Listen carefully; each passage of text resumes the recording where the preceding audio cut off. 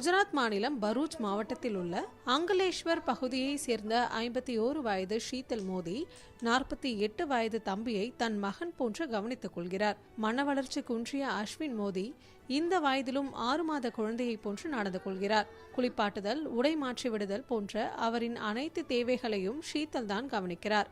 தன் தம்பிக்கு உணவு ஊட்டியும் விடுகிறார் அவர். காலையில் அவன் எழுந்ததுமே சூடான நீரை வழங்குவேன்.